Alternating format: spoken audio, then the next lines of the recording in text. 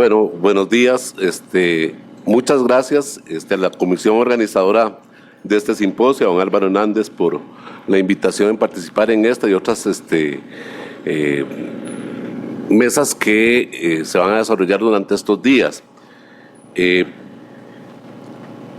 Gracias también a todos los que han tomado tiempo para poder asistir a estas sesiones, que son muy importantes, dada la trascendencia del cambio que a partir de aproximadamente 2 años y medio se implementará en todo el país. Para el día de mañana está programada en el Poder Judicial la firma por parte del presidente de la República de la ley que esperará, como les digo, 2 años y medio para aplicar el nuevo Código Procesal Civil. Dependerá, eso sí, de la fecha de la publicación y de ahí comenzará a contar ese plazo.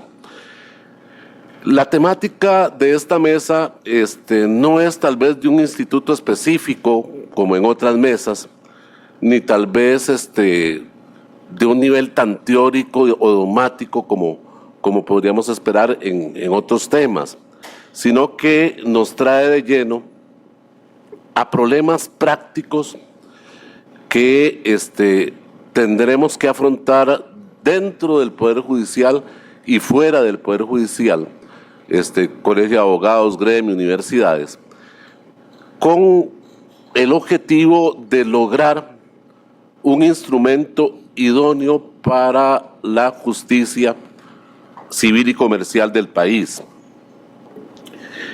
La mesa tiene como nombre Actos Procesales, Medios Tecnológicos y Despachos Judiciales. El primer punto que quiero tocar brevemente, de los 3 que desearía desarrollar, es el paso de la escritura a la oralidad. Con la implementación del nuevo Código Procesal Civil, estaremos dejando de lado un sistema procesal prácticamente del siglo XIX, que con algunas reformas en los años 30 y otra reforma que fue el nuevo Código Procesal vigente en el 89, realmente responde a una estructura y una concepción escrita fundamentalmente, en la cual los actos procesales, los actos de las partes, se desarrollaban, como decía yo, a veces a través de las cartas que años antes fundaban la comunicación entre las personas. Normalmente la comunicación de las partes y los juzgadores se realizaba mediante escritos. Un escrito que se presentaba, llevaba un trámite administrativo dentro del despacho jurisdiccional, se agregaba un expediente físico, expediente que iba acumulando papeles, iba acumulando historia, y que paso a paso también ese expediente iba despersonalizando a quienes intervenían del litigio.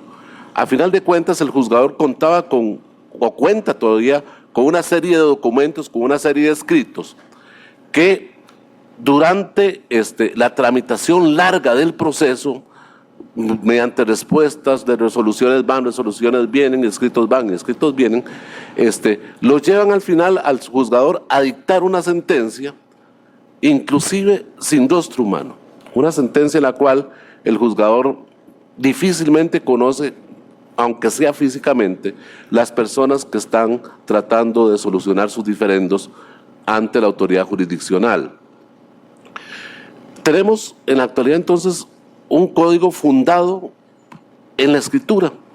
Algunos actos se realizarán en la presencia del juez, tal vez algún reconocimiento judicial, la práctica de prueba testimonial, pero inclusive no es seguro y no es infrecuente que el juzgador que haya participado en esas actividades procesales no sea siquiera el juzgador que en definitiva vaya a resolver en sentencia el fondo del litigio, quebrando principios como el de concentración o el de inmediación que se pretenden respetar con la nueva legislación procesal. La legislación, en mi concepto, al pasar de la escritura a la oralidad, pretende 2 aspectos primordiales. El primero es concentrar las etapas procesales más relevantes en audiencias orales, ya sea una o dos audiencias orales, según el tipo de proceso de que se trate. Claro está que no podemos descartar algunas situaciones especiales en las cuales un proceso podría resolverse sin audiencia, por ejemplo, en los casos de los litigios de pleno derecho. Pero en principio el diseño procesal está para que los procesos se desarrollen en una o dos audiencias orales en la fase fundamental. En segundo lugar, y aquí otro de los títulos de esta mesa, la reforma procesal no solo implica un cambio de legislación, sino un cambio de despacho, un cambio de estructura jurisdiccional. Cambio de estructura que tendrá como herramienta necesaria e indispensable la utilización de los medios tecnológicos correspondientes. Y quiero hacer aquí un paréntesis: utilizar medios tecnológicos no significa ser un fanático de que la tecnología hay que aplicarla porque hay que aplicarla, o porque es un esnovismo que tenemos que ponernos de moda. Es decir, si nosotros vamos o queremos avanzar hacia la aplicación tecnológica, es para que la aplicación tecnológica haga que el proceso sea abierto, sea accesible, sea más ágil y nos permita dar una justicia de mayor calidad. Hace muchos años, cuando yo empezaba funciones jurisdiccionales, no existía ni siquiera una computadora en el escritorio, sino eran máquinas de escribir con papel carbón. Y si acaso lo más tecnológico que se podía utilizar era el teléfono del despacho para hacer alguna comunicación que no era ni siquiera oficial. Los tiempos van cambiando y, queramos o no, la tecnología va manejando cada vez nuestra vida, nuestras instituciones, nuestros procesos. Hace muchos años era difícil pensar en, por ejemplo, banca digital, en transacciones electrónicas. Ahora es normal para nosotros plantearnos la utilización de la tecnología en todos nuestros procesos. Dentro de algunos años vamos a estar ya en una época de despachos digitales. Despachos digitales que afrontarán muchos retos y que don Luis nos va a hacer una reseña bastante interesante de esa temática, pero que efectivamente abandonará poco a poco, o tal vez más rápido de lo que nosotros pensamos, ese expediente físico que caracterizó nuestro sistema hasta hoy, hasta la actualidad. El expediente, según decían nuestros profesores de Derecho Procesal, es la realidad del caso. Y nos decían, lo que no está en el expediente no está en el mundo. Realmente el cambio va a ser fundamental desde ese punto de vista.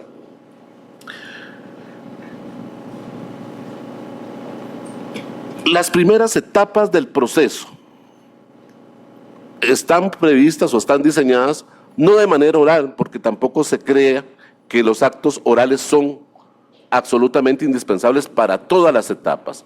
Las primeras etapas de alegación, sobre todo la demanda, la contestación, la contrademanda, réplica, inclusive la resolución de secciones procesales que no impliquen recepción de prueba, están previstas en un primer momento como una fase escrita, pero esa escritura no está diseñada como la escritura tradicional, sino está pensada para una escritura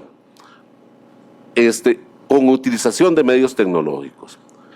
La utilización va a ser desde la presentación de escritos, la tramitación interna de esos escritos dentro de los despachos jurisdiccionales y las comunicaciones de los despachos jurisdiccionales a abogados y las partes. Implica entonces una escritura diferente a la que nosotros normalmente estamos acostumbrados. Se está caminando y se irá a caminar, les repito, de un expediente físico a un expediente virtual.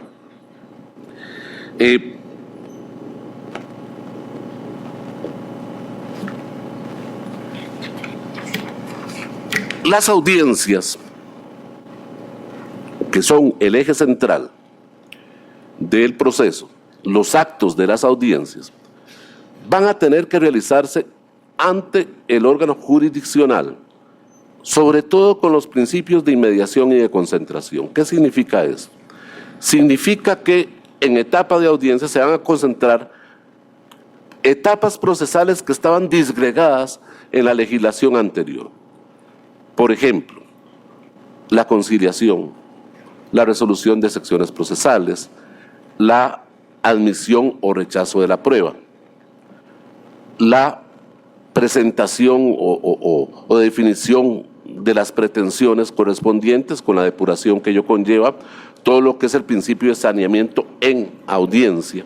Etapas que normalmente estaban disgregadas en nuestra legislación procesal se concentran en audiencias para finalmente llegar en una o en la segunda audiencia, si se requiere una segunda audiencia, a la práctica de la prueba, las alegaciones conclusivas de la parte y en un plazo verdaderamente corto, el dictado de la sentencia correspondiente.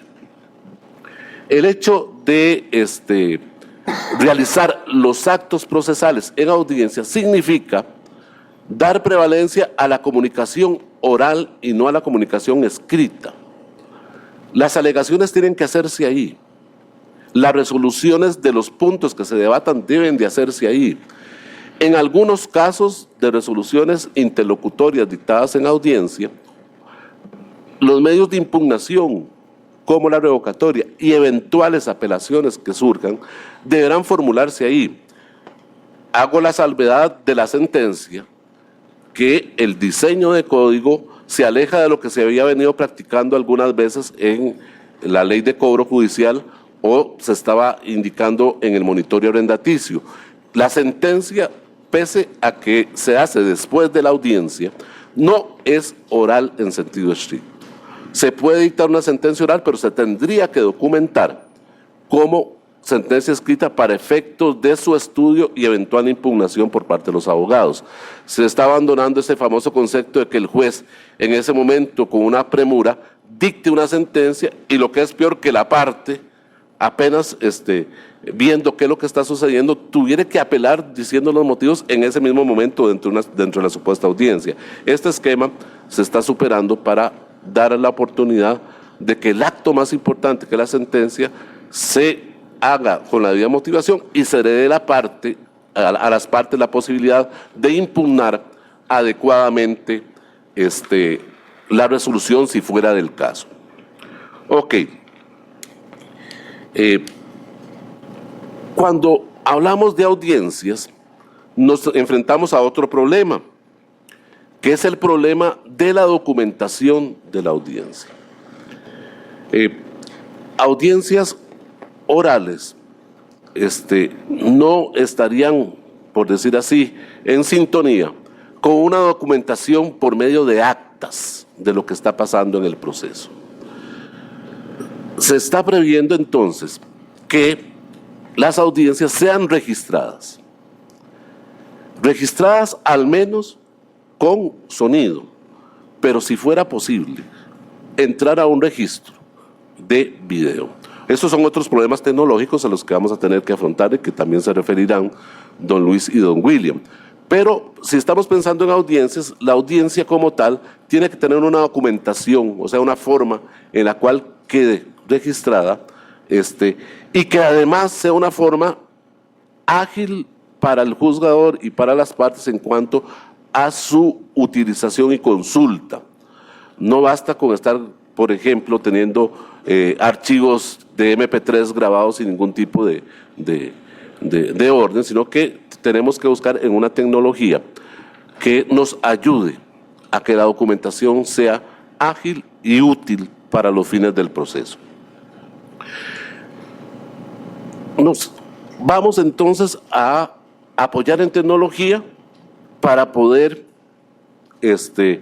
llevar adelante lo que es la primera fase o las fases que sean escritas con un sistema de gestión diferente y también la documentación de las audiencias para finalmente buscar una comunicación más rápida y efectiva de las resoluciones judiciales a través de sistemas de notificación que sean más coherentes. Todo esto nos lleva a lo último que quiero tratar hoy, que es al cambio estructural de los despachos. Espero durar menos de los 5 minutos que me acaban de poner, porque es un punto muy puntual.